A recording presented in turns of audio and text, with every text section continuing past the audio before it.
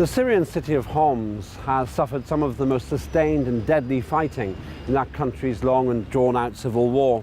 It is now returning to a more normal condition after the withdrawal of foreign-backed militants from that city, thanks to a deal brokered between the Syrian government and those militants. This deal, reached on the 4th of May 2014, ensured the safe exit of militants from Homs. It also required the militants to allow aid into the northwestern towns of Kafr Nabl and al-Zahraa. In addition, dozens of military and civilian hostages have been released.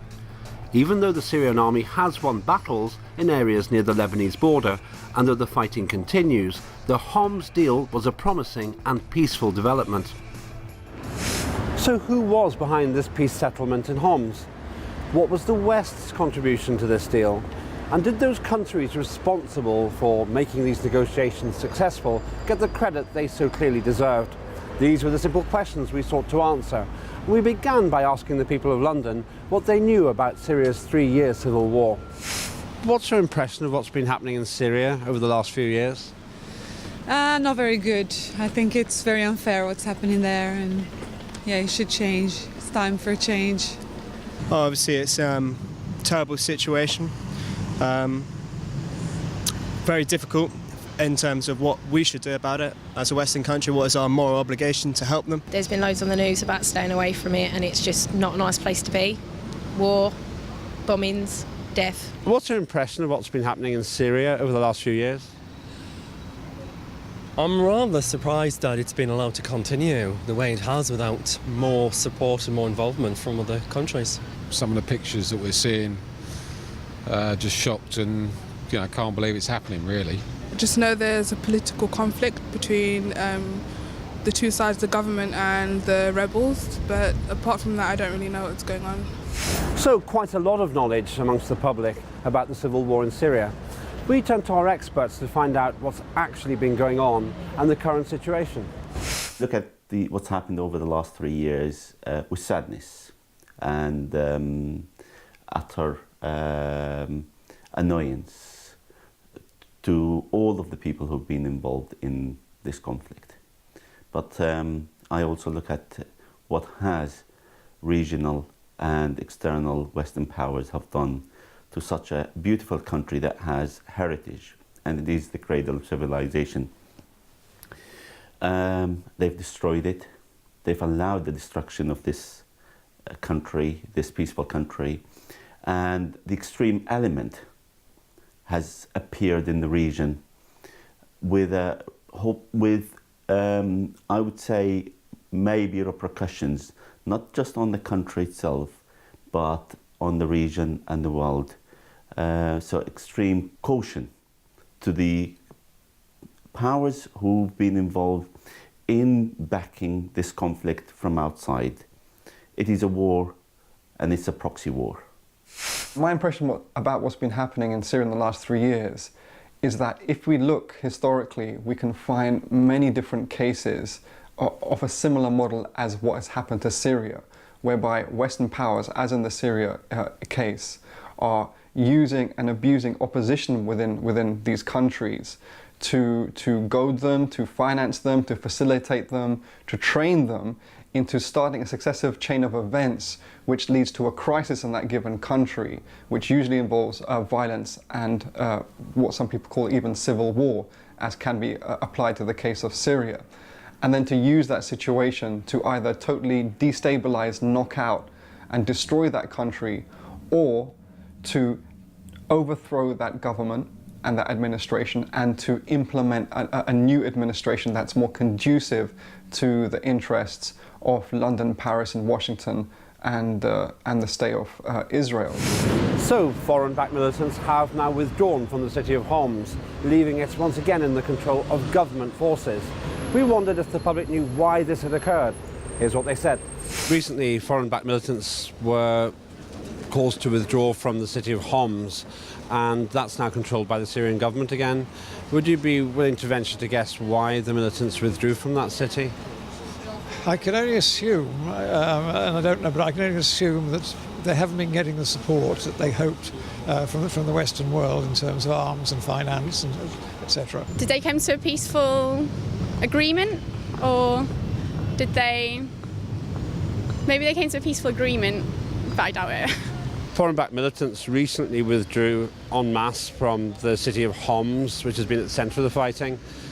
Why do you think that's happened? Why do you think government forces are now in control there?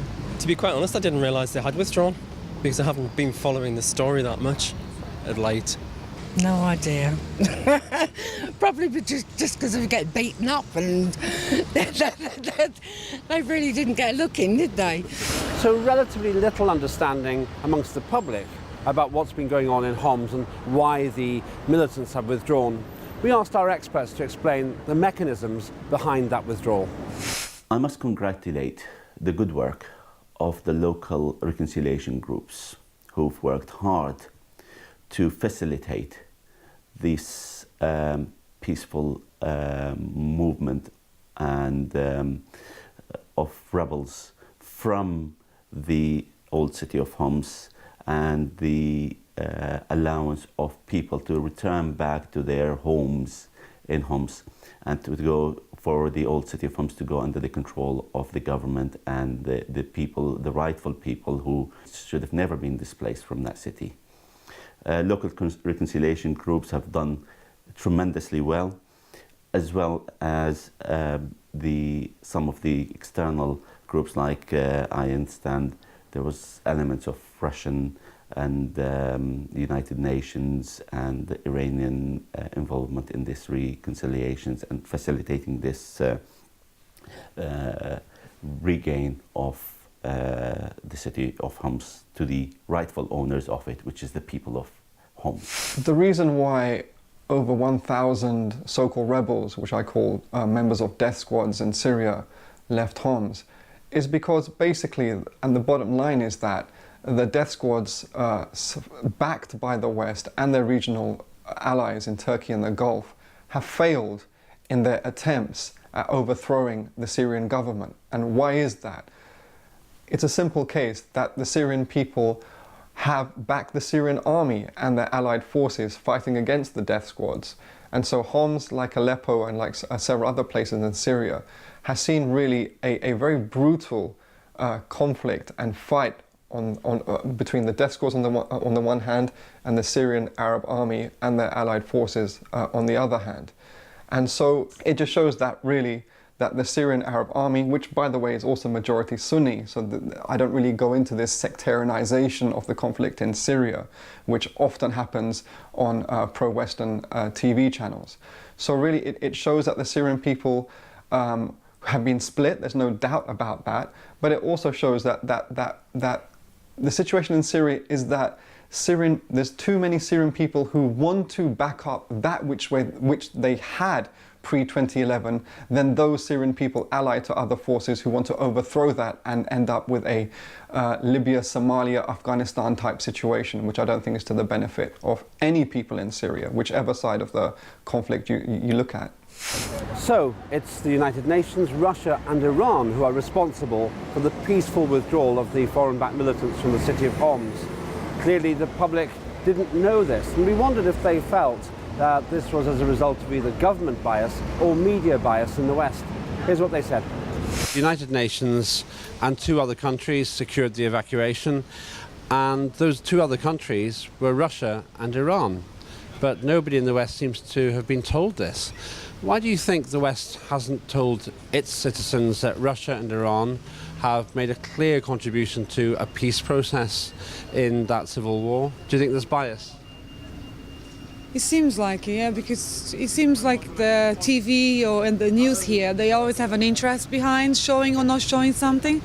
So yeah, if they haven't shown us, it's because they probably have some interest, and perhaps it's, you know, with the stuff that is happening in Russia, maybe it's for us not to have a better opinion about Russia if they're doing something peaceful in Syria. I mean, you sort of fear the worst of it, don't you? If they're not maybe being open and frank about what's happening that worries me a bit in itself, that they're not, as you say, explaining the rationale for it. So, yeah, concerned, I suppose. I don't think we appreciate the Russian situation as much as we would like to.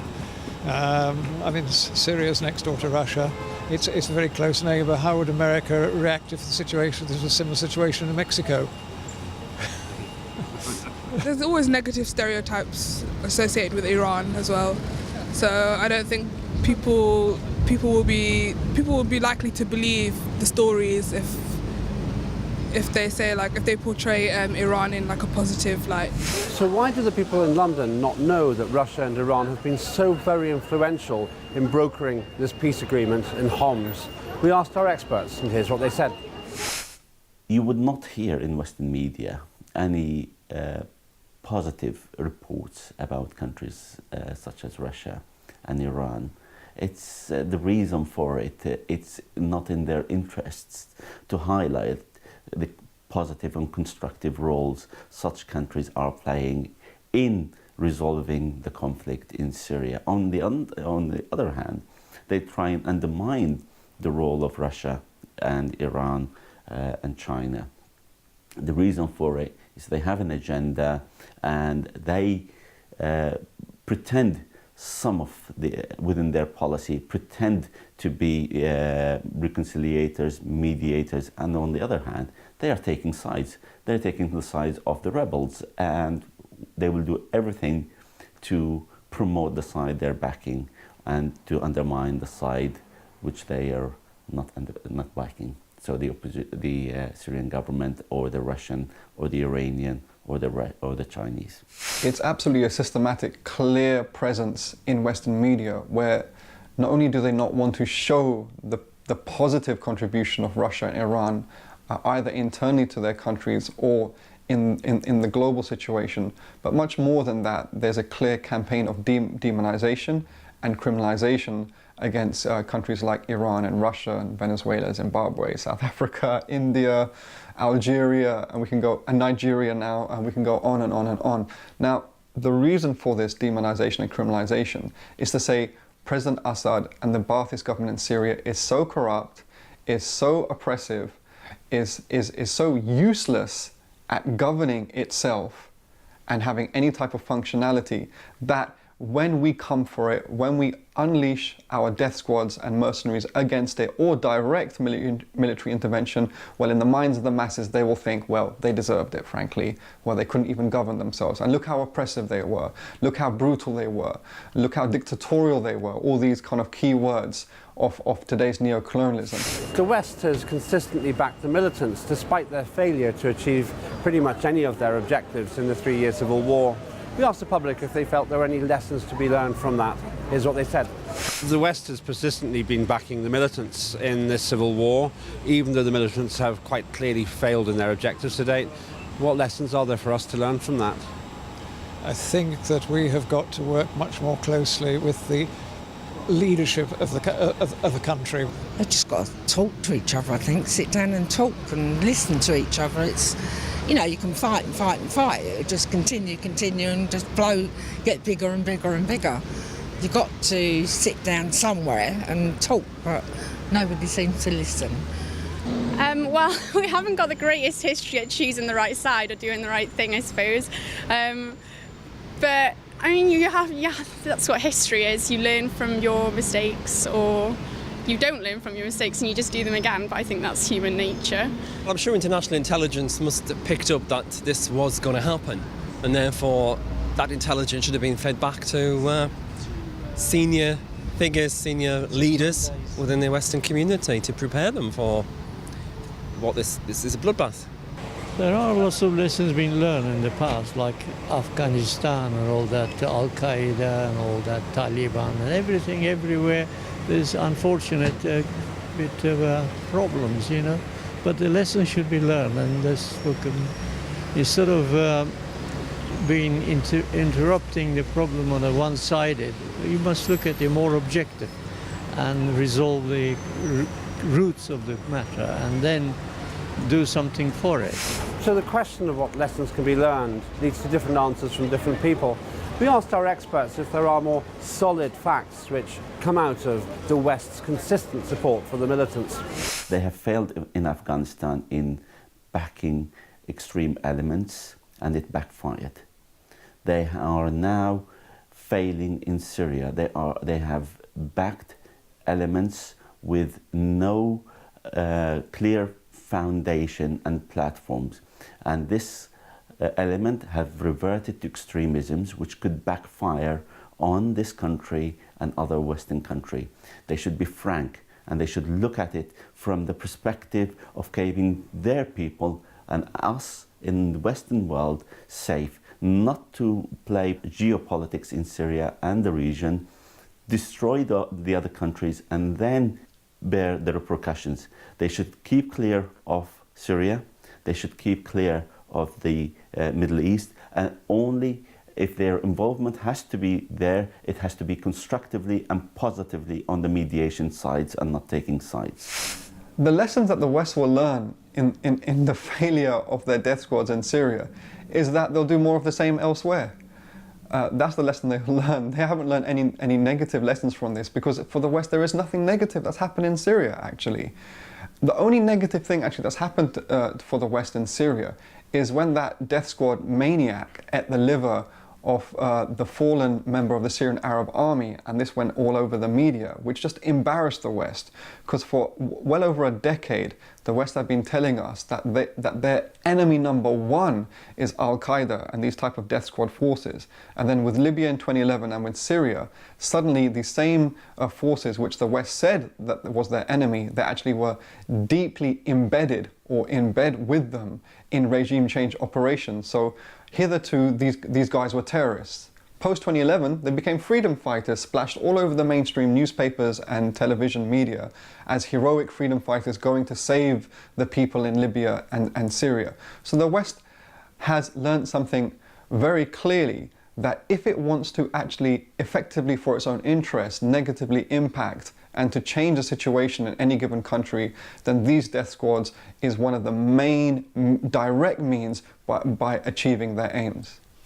So an entire country has been reduced to desperation and desolation.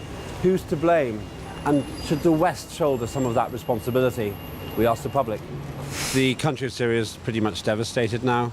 Who, if anyone, is to blame for that? And do you think the West needs to shoulder any of the responsibility? I think the blame has to lie primarily with the Syrian government, but I think, sadly, the West gave an awful lot of encouragement in the early days to the rebels.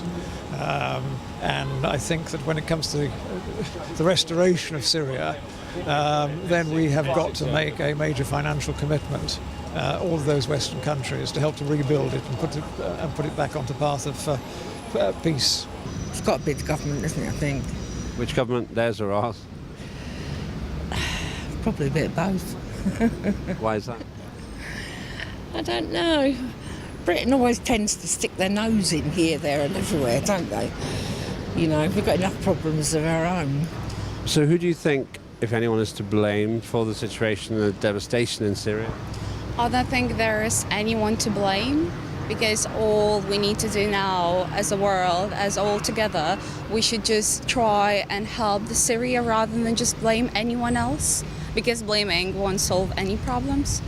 I think the West does. As I said, I don't fully understand all the local dynamics and conflicts, but, you know, the West, you know, not being maybe as, you know, in tune and proactive as much as we can be. So yeah, I think everyone's got to look at it and try and understand it better and what needs to change, because it is truly devastating. And that's why I answered the questions, because of the small bits that I see, you know, they are truly, you know, shocking, and you can't believe it's really happening in modern day. I think the West does have a lot to do with what's happening all over the world, definitely, absolutely, because we do like to get involved where we're not necessarily needed. Like with the militants, we weren't really needed. With Egypt, exactly the same. We didn't really need to stick our nose in. I mean, obviously it helps because we've got the money to help, but the West does have a lot to answer for, and I think that not enough attention is given to the fact that we need to answer for a lot of what we've done, what the West has done, and we don't really hold many people to account. So who is to blame for this crisis and devastation which has torn an entire country apart? We asked the experts. It's the people who inflamed this conflict, who have used the rightful demand of the Syrian people in order to launch an all-out war on this country. But I'd say, I would be more precise, it started by being the media responsible for it. And Al Jazeera played a major role right at the beginning in inflaming this conflict. Making the news rather than reporting the news.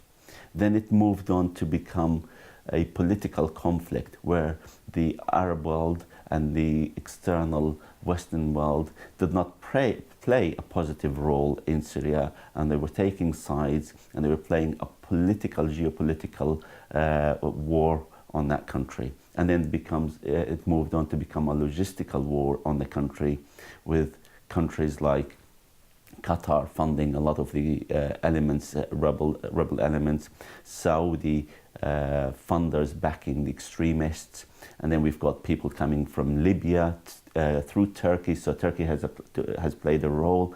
And then we move on to the Western countries, the funding that comes from Western countries, things that goes from the UK, goes from the United States, and from some of the Eastern countries that supports the agenda of the UK and America. I think when it's a question of who bears responsibility to the trauma and the war that's taken place in Syria in the last 3 years, I'd actually like to pin that on those who wanted to see the overthrow of the Ba'athist government in Syria. Because I think if you're an opposition force and you're disgruntled with the status quo and you want that changed for the better for your people, then really you have to do some very honest self-reflection and ask oneself, was all of this worth it? Was all of this worth it to have created the situation now in order for ourselves to apparently have wanted a better situation? And if this situation is something that was undesirable, which is a gross understatement, then those opposition forces need to go back to the drawing board and work out a strategy whereby there is not so much death and injury and destruction. Because while all parties in the war bear responsibility, at the end of the day it was some of the opposition forces that decided to team up with some of the most depraved elements in the region, and some of the most reactionary governments working against the interests of the people of the region, that's the Gulf, Turkey and the NATO forces.